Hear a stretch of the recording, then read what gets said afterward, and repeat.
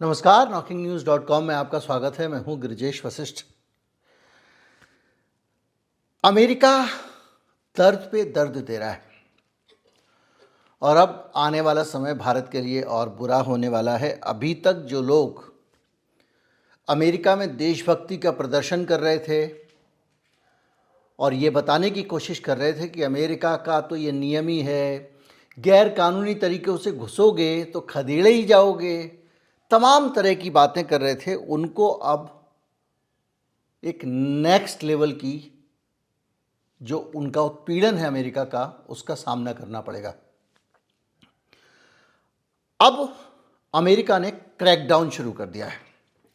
इसका शिकार दो तरह के लोग होंगे। H1B वीज़ा वाले भी, ऐसे लोग जो वैध रूप से अमेरिका का वीज़ा लेकर वहाँ रह रहे हैं भैया, अब वो भी लपेटे में आने वाले हैं। और ऐसे लोग जो अभी तक छिपे हुए थे कहीं पे, उनको भी डिपोर्ट करने के लिए बाहर निकालने का इंतज़ाम कर लिया गया है। यानी टोटल प्रोग्राम जो चल रहा है वो भारतीय विरोधी कार्यक्रम चल रहा है। ट्रंप के जितने फैसले हैं वो भारतीयों को टारगेट करने के लिए चल रहे हैं। अब आप कहोगे कि वहाँ तो बहुत सारे देशों के लोग रहते हैं, भारतीय ही क्यों, भारतीयों की बात ही क्यों कर रहे हो आप? वो भी आप आने वाले समय में समझ जाओगे इसी प्रोग्राम को देखते हुए। और ये जो पूरा हाल है, इसके बाद में डॉलर को 100 रुपये के पार जाने से कोई नहीं रोक सकता। कहानी शुरू करते हैं उस आदेश की, जो नया आदेश आया है जिससे हलचल शुरू हो गई है। और ख़ास तौर पे उन लोगों ने जो अपने आप को NRI कहते हैं, जिनको लगता है कि अब तो ये तो कीड़े मकोड़े गरीब लोग जो आ जाते हैं इधर उधर से, बगैर पढ़े लिखे लोग, डंकी वंकी मार्ग से, हमारे ऊपर थोड़ी आने वाला है, तो इन पे आने वाला है, इनको ले जाओ हथकड़ी डाल के। अब वो जो तिरंगा घुमाते थे ना, मोदी मोदी करते थे, उनमें से भी बड़ी संख्या में लोग लपेटे में आ रहे हैं। कैसे आ रहे हैं? डिपार्टमेंट ऑफ जस्टिस यानी अमेरिका का न्याय विभाग। न्याय विभाग क्या करता है कि जो अलग अलग तरह के उनके देश में मुकदमे चल रहे हैं, जो उन मुकदमों को चलाता है, यदि अदालत में सरकार की तरफ से सरकार का पक्ष रखता है। जैसे हमारे यहाँ पब्लिक प्रोसिक्यूटर होते हैं, बाकी होते हैं जो सरकार की तरफ, सरकारी वकील जितने भी होते हैं अलग अलग स्तर पे, उन सब लोगों को जो काम करते हैं वो न्याय विभाग वहाँ करता है। यानी वहाँ पे क्या है, पुलिस हमारे यहाँ की तरह पुलिस ही मुकदमा नहीं लड़ती है, वहाँ पुलिस इन्वेस्टिगेशन करके मामला आगे दे देती है और मुकदमा न्याय विभाग लड़ता है।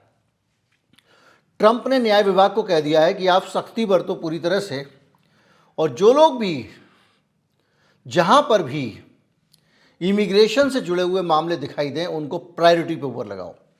यानी जो इमिग्रेशन के केस चल रहे हैं अदालतों में, सबसे टॉप प्रायोरिटी पे उनको एड्रेस किया जाएगा। यानी कोई लोग समझे कि भाई चलो ठीक है, जब तक तारीख नहीं आ रही है 4-6 महीने कट जाएंगे, ना, अब उनको प्रायोरिटी पे किया जाएगा। तो प्रायोरिटी पे करने से क्या होगा? प्रायोरिटी से करने से ये होगा कि जो लोग वहाँ पर अभी भी, जो भारतीय वहाँ रह रहे हैं, उनको नौकरी दे रहे हैं, उन लोगों के सिर पे लटक गई है तलवार। अब वो मरेंगे, क्योंकि अगर जो भारतीय अवैध रूप से गए हुए हैं उनको नौकरी जिसने दे रखी है अपने यहाँ पे, उस आदमी ने अगर नौकरी दे के रखी तो ये जो कानून है इसके हिसाब से वो भी फंस जाएंगे और उसकी कठिनाई उनकी बढ़ सकती है।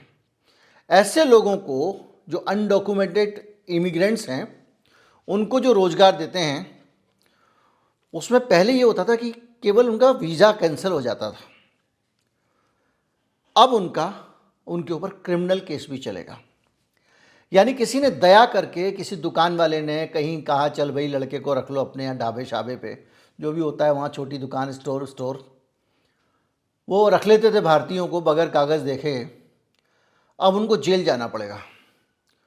तो क्या होगा, सब लोग अपने यहाँ से नौकरी से हम भारतीयों को निकालेंगे। जो हमारे बेचारे गरीब लोग यहाँ से गए हुए हैं, किसी तरह से किसी ने अपनी खेती बेच दी, किसी ने कुछ कर दिया, उन सब लोगों को नौकरी से निकाला जाएगा। वहाँ तमाम सारी सख्त धाराएं हैं अमेरिका में, जिसमें एक है 8 USC 1324 जो कहती है कि अवैध प्रवासियों को लाना, छुपाना और शरण देना अपराध है।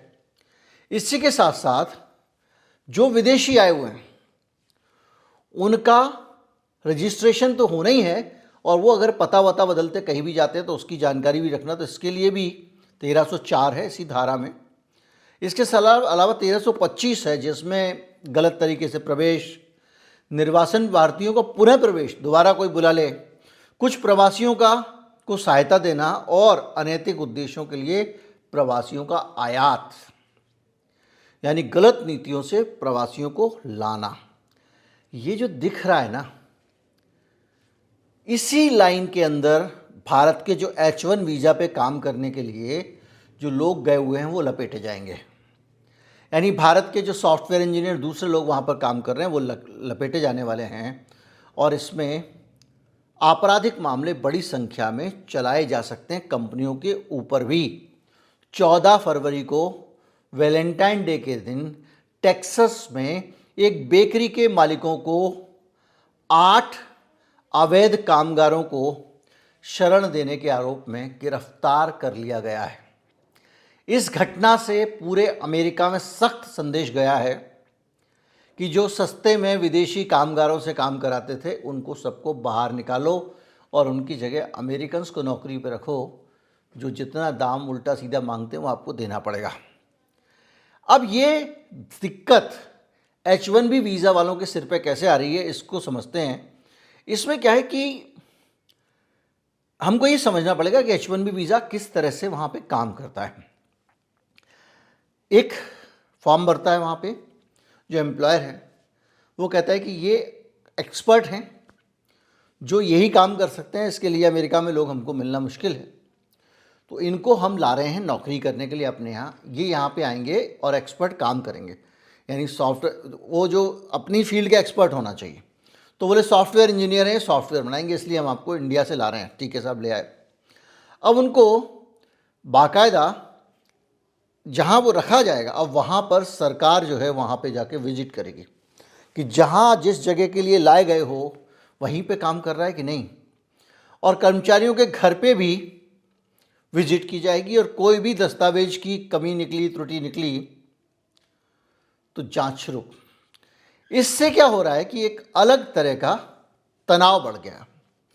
अब आप कहोगे त्रुटि क्या निकलेगी, भाई आदमी जा रहा है यहाँ से वहाँ एम्प्लॉयमेंट पे रखने लगी, दुनिया इतनी सीधी नहीं है। दरअसल वहाँ पर जो लोग, उसमें हमारी हिंदुस्तान की जो TCS है उसके ऊपर भी बाकायदा तगड़े वाले आरोप लग चुके हैं। अमेरिका के जो प्रोफेशनल्स हैं उन्होंने बाकायदा टाटा कंसल्टेंसी पे आरोप लगाया कि वो उन्हें कम नोटिस पे नौकरी से निकाल रहा है और उनकी जगह H1B वीज़ा पर भारतीय कर्मचारियों को नियुक्ति कर रहा है और नस्ल और उम्र के आधार पर भेदभाव कर रहा है। ये जब आरोप लगा था तो एक आरोप और भी लगा था कि भारत के जो कर्मचारी हैं उनको ये आधे अधूरे दाम में ले आते हैं। मतलब हमारे यहाँ से जो आदमी आपको लगता है ना डॉलर में कमा रहा है, वो वहाँ के हिसाब से एक्सप्लॉइट हो रहा होता है, उसको आधे अधूरे पैसे दिए जा रहे होते हैं। तो इसी तरह की चीज़ें बहुत सारी वहाँ पर आ रही हैं। वहाँ पर एक कंपनी है क्लाउडविक टेक्नोलॉजीज़ एंड इनकॉर्पोरेशन, वहाँ उस पर 2023 में बाकायदा जुर्माना लगा, और वो जुर्माना इसलिए लगा क्योंकि उसने H1B वीज़ा नियमों का उल्लंघन किया था। अब H1B वीज़ा क्या होता है? होता ही है कि भैया हमको काम कराना है अपने यहाँ पे, अमेरिका में हमारी कंपनी है और हमारी भारतीय कंपनियाँ भी वहाँ जो अपने दफ्तर खोलती है उसमें भी भारत से कर्मचारियों को लेके जाती हैं। आपको पता है भारत में बहुत सारी कंपनियाँ, वो चाहे टाटा कंसल्टेंसी हो या ये जो 72 घंटे काम करने की सलाह दे रहे थे कृष्णमूर्ति साहब, ये सब लोग क्या करते हैं कि यहाँ से लोगों को सस्ते में कर्मचारियों को ले जाते हैं, वहाँ काम कराते हैं, और इनसे जो काम करवा रहे हैं कम पैसे देके उस काम से मोटे पैसे अमेरिका से कमाते हैं। मतलब एक आदमी के नाम पे पैसे, यहाँ पे पैसे देंगे 10 रुपये और वहाँ आदमी के नाम पे ले लेंगे 20 रुपये, 30 रुपये, 40 रुपये। बेसिकली इन कंपनियों का मुख्य जो कारोबार है वो जो स्किलफुल लोग हैं, सॉफ्टवेयर इंजीनियर्स हैं, पढ़े लिखे वाइट कॉलर लोग वाले लोग हैं, इन लोगों का एक्सप्लॉयटेशन करना है। इनको कौड़ियों के मोल पे हायर करना है और इनसे काम करा के मोटा पैसा सामने से वसूलना है। सिर्फ ये कर रहे हैं। एक कंप्यूटर तो कोई भी खरीद सकता, कंप्यूटरों पे इनसे काम कराते हैं और वो कंप्यूटरों पे काम करा के उस काम को महंगे दाम पे ये बड़ी कंपनियों से अमेरिका की ठेका लेते हैं और भारत के लोगों को उसमें रेलते हैं। तो अब क्या होगा कि जब रेलते हैं तो इसमें बहुत सारे खेल करते हैं। ये जो भारतीयों को लेके जाते हैं उनको बहुत कम पैसा देते हैं, आधा अधूरा पैसा देते हैं, और अमेरिका में जो मिनिमम वेजेस हैं कई कंपनियां उससे भी कम पैसा देती हैं। तो ये हो जाता है एक तरह की गड़बड़ी। तो मिनिमम वेजेस दोगे तो क्या करोगे? दिखाओगे कि भैया मैनेजर है, ये तो हमने इनको मैनेजर रखा है, अमेरिका से मैनेजर लाए हैं, इंडिया से लाए मैनेजर, और मैनेजर को लाके उनको बोलोगे कि हमने रखा है चपरासी, हम भारत से चपरासी लेकर आए और इस चपरासी को हम चपरासी का वेतन दे रहे हैं। लेकिन यहां दफ्तर में लाके चपरासी को क्या कर रहा है? मैनेजर बना दिया। तनख्वाह चपरासी की, काम मैनेजर का। यानी हिंदुस्तान से जो वहां का नियम है उसके हिसाब से इससे कम वेतन नहीं दे सकते, तो ठीक है, हम कम वेतन नहीं दे रहे हैं, हम तो चपरासी रखा है, चपरासी का वेतन दे रहे हैं, उस चपरासी से काम किसका करा रहे हैं? मैनेजर का करा रहे हैं। तो ये जो काम है, इस काम को वहां की अमेरिका की सरकार हो गई है सख्त। तो जहां पे H1B वीजा से जितने लोग गए उसमें ज़्यादातर को एक्सप्लॉइट किया जा रहा है। एक को सॉफ्टवेयर डेवलपर ले जा रहे हैं बना के यहाँ से, और वहाँ उससे काम कर रहे हैं सीनियर सॉफ्टवेयर डेवलपर का या कोई और सीनियर की पोस्ट का, क्योंकि पैसे तो कम दे रहे हैं। इसमें यह माना जा रहा है कि भ्रामक जानकारियां ये लोग नियोक्ता लोग दे रहे हैं। अगर ऐसा है तो फिर सख्त कार्रवाई अमेरिका के कानून में होती है। नौकरी का विवरण, वेतन, काम का स्थान और नौकरी में जो जॉब रोल है उसमें जो भेदभाव ये करते हैं, अब उसकी हो रही है सख्त जांच। और प्रोसिक्यूटर्स को कह दिया गया है कि ऐसे मुकदमों में तेजी लाओ, विजिट करो इनकी फैक्ट्रियों में, ये सचमुच क्या काम कर रहे हैं। क्योंकि होता क्या है कि वहाँ पे मैनेजर को नौकरी से निकाल दिया, यहाँ चपरासी के नाम पे रखा और मैनेजर का काम करा लिया। तो अब वहाँ पर ये जो इस तरह के जो खून पीने वाले लोग हैं, जो मास्टरों को 1200 के बाउचर पर साइन कराते हैं और जो है वो देते 400, ऐसे वाले जो मास्टर होते हैं, उसी टाइप की ये कंपनियाँ वहाँ करती हैं अमेरिका में। तो अब क्या हो रहा है? एक्शन हो रहा है। तो देखिए इससे क्या होगा। ये भी एक नियम है कि जॉब टाइटल कुछ और दिखाना और वास्तविक काम कुछ और कराना। इससे क्या हो रहा है कि जो हमारे जो यहाँ से जो प्रोफेशनल जा रहे हैं, जब सख्ती होगी, जांच होगी, तो अगर अमेरिका वाला जो है वो 12,000 में मिल रहा है और यहाँ वाला भी 12,000 में जा रहा है, $12,000 उसके, $12,000 इसके, और कुछ धांधली नहीं कर पा रही हैं कंपनियाँ, तो इनकी नौकरियों पे खतरा आएगा। निश्चित तौर पे इनको यहाँ से ले जाके वहाँ काम ही इसलिए करवाया जा रहा है क्योंकि ये सस्ते में काम कर रहे हैं। बाकी सब बातें मिथ्या हैं, जलवा है, ये हो रहा है, भारतीय सॉफ्टवेयर इंजीनियर झंडे गाड़ रहे हैं। अगर झंडे गाड़ रहे हैं भैया तो आपने कुछ गूगल, माइक्रोसॉफ्ट वगैरह ऐसी कंपनी बना ली होती वहाँ जाके, लेकिन नहीं बना पा रहे हो क्योंकि आपको वहाँ पर रखा ही इसलिए जा रहा है क्योंकि आप सस्ते में काम कर देते हो। खैर, इसके अलावा एक पिटीशन होती है L-129, उसमें जो कार्रवाई करनी चाहिए वो भरनी चाहिए, वो लोग नहीं भरते हैं। सपोर्टिव डॉक्यूमेंट भी झूठे लगा देते हैं, जैसे कि मान लीजिए किसी की डिग्री झूठी लगा दी, कुछ लगा दिया, चपरासी रख रहे हो तो चपरासी के लायक 12वीं पास दिखा दिया उसको। इसके अलावा लेबर कंडीशन एप्लीकेशन में गलत जानकारी देना, जैसे कि सैलरी क्या होगी, काम की शर्तें क्या होंगी, वगैरह वगैरह, ये सारे उल्लंघन वहाँ पर माने जा रहे हैं। और अब इन पे क्या करे ट्रम्प? करे सख्ती। तो जो मैं कह रहा था कि अभी तक अवैध घुसने वालों के ऊपर टेंशन है, अब इनकी नौकरियां भी खतरे में आने वाली हैं। मत भूलिए कि वहाँ की कंपनियां ही चोर नहीं हैं। इस केस में अमेरिका के आदमियों की नौकरी खाने वालों में जो नौकरी कर रहा है H-1B वीजा में, वो भी आदमी निशाने पे आने वाला है, बल्कि आ गया है। तो इससे क्या है, सारी चीज़ों की खलबली बची हुई है। और जो वीजा के नियमों के हिसाब से प्रिवेलिंग वेजेस जो हैं, जो न्यूनतम निर्धारित वेतन है उससे कम वेतन देना, कर्मचारी को जो बेनिफिट देने का वादा किया गया है वो ना देना, और ओवर टाइम का मिसयूज़ करना, इन तीनों चीज़ों पर भी भयंकर सख्ती है। एक चीज़ और भी होती है वहाँ पर, वो कहलाती है बेंचिंग। बेंचिंग क्या होता है? बेंचिंग ये होता है कि वीज़ा होल्डर पे को काम पर रखे रखना और काम भी नहीं देना, वेतन भी नहीं देना, ये होती है बेंचिंग। इसके अलावा फेक जॉब ऑफर देना और कह देना भैया आपको कहा कि आप आ जाओ, हमारी सीताराम कंपनी है, और वहाँ जाके आपकी राधे श्याम कंपनी में आपको लगा दिया, उसमें भी आप फंसोगे। और इसके साथ साथ थर्ड पार्टी प्लेसमेंट जो होता है वो क्या होता है, एक प्लेसमेंट फर्म है वहाँ पे अमेरिका की, जैसे यहाँ पे होती है सिक्योरिटी गार्ड की एजेंसियाँ होती हैं, उसमें सिक्योरिटी गार्ड को रखा जाता है। सिक्योरिटी गार्ड टेक्निकली एम्प्लॉय होता है उस एजेंसी का, उस कंपनी का नहीं होता जिसके यहाँ वो डंडा लेके खड़ा हुआ है। तो इसी तरह से कंपनी को थर्ड पार्टी क्लाइंट में ये लोग प्लेस कर देते हैं और इसके बारे में सही जानकारी नहीं देते हैं। तो इससे उल्लंघन हो रहा है क्लाइंट साइड का। तो करते क्या है कई लोग कि अपनी एक कंपनी बना ली, H1B वीज़ा पे आदमियों को बुला लिया और उन आदमियों को लेके भेज दिया काम करने दूसरी कंपनी में। वो भी अब अलाउड नहीं होगा। रिमोट वर्क जो हो रहा है, जैसे घर पे काम कर रहे हो, कहीं कर रहे हो, तो बाकायदा उसकी भी सूचना देनी पड़ेगी और कागजी कार्रवाई में जो पता दिखाया है वही पता होना चाहिए। तो क्या होगा कि आप अगर वर्क फ्रॉम होम कर रहे हो ना, तो आपके घर पे आके भी जांच करेंगे। इसके साथ साथ बहुत सारे उल्लंघन, सारी चीज़ें भारत के लोगों के साथ और बढ़ गई हैं। इसलिए बढ़ गई हैं कि जो USCIS की रिपोर्ट है 2008 की, वो कहती है कि H1B वीज़ा आवेदनों में 21% लोगों ने धोखाधड़ी की है या टेक्निकल गड़बड़ी की है, 21% लोगों ने। तो ये जो है जिस पे क्रैकडाउन हो रहा है, मैं बता रहा हूँ, अभी तक 21% लोग पकड़े जाते रहे हैं इसमें। तो अंदाज़ा लगाइए कि अब तो क्रैकडाउन हो रहा है, तो हो सकता है मामला 50% तक पहुँच जाए। तो जो लोग वहाँ पर काम कर रहे हैं, उनका जो कानून का के साथ खेलने वाला काम है, वहाँ कंपनियों का भी, यहाँ के लोगों का, उसमें हर 5वां व्यक्ति किसी न किसी गड़बड़ी में शामिल है।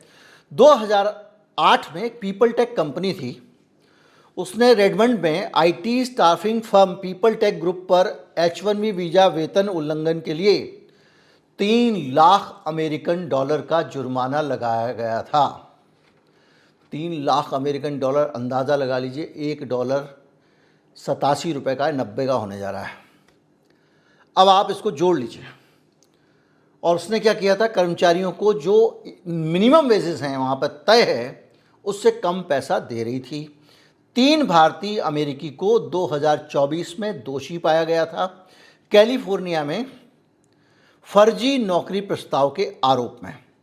यानी एक तरह से देखा जाए तो वहाँ जो लोग काम कर रहे हैं, चाहे वो प्रोफेशनल्स हैं जो H1B वीज़ा पे काम कर रहे हैं, या अवैध रूप से पहुँचे हुए लोग जो अभी तक प्रशासन की नज़र से छिपे हुए थे, उन सब के ऊपर तलवार लटक गई है।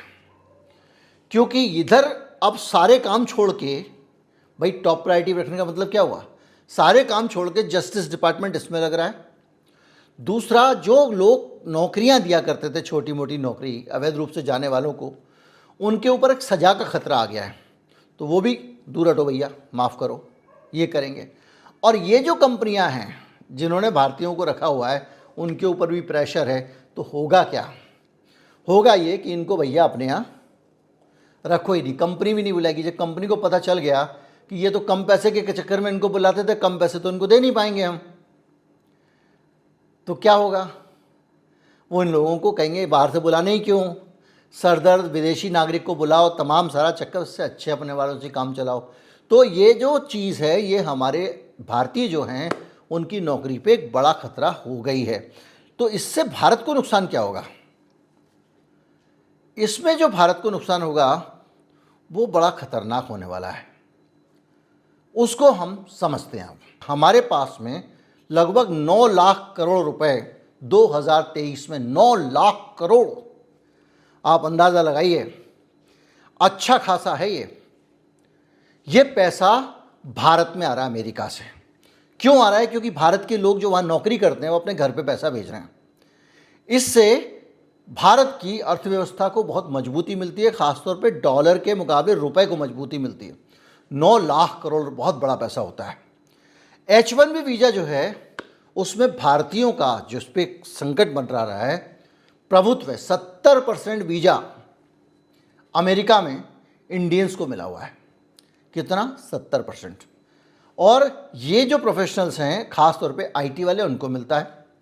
टाटा कंसल्टेंसी, इन्फोसिस, विप्रो, HCL, ये अपने कर्मचारियों को यहाँ से लेके जाती हैं और वहाँ काम कराती हैं। अब ट्रंप का मकसद तो ये है कि अमेरिका वालों को जॉब मिल जाएगी, लेकिन भारतीयों की जब वहाँ से नौकरी जाएगी तो वो पैसा जो यहाँ आता है, जो 70% सॉफ्टवेयर इंजीनियर इंडिया वाले ही हैं, तो सोचो कि हमारे इस रेमिटेंस का क्या होगा। जो पैसा हमको 3 लाख करोड़ रुपए आया था वो पैसा क्या हो जाएगा।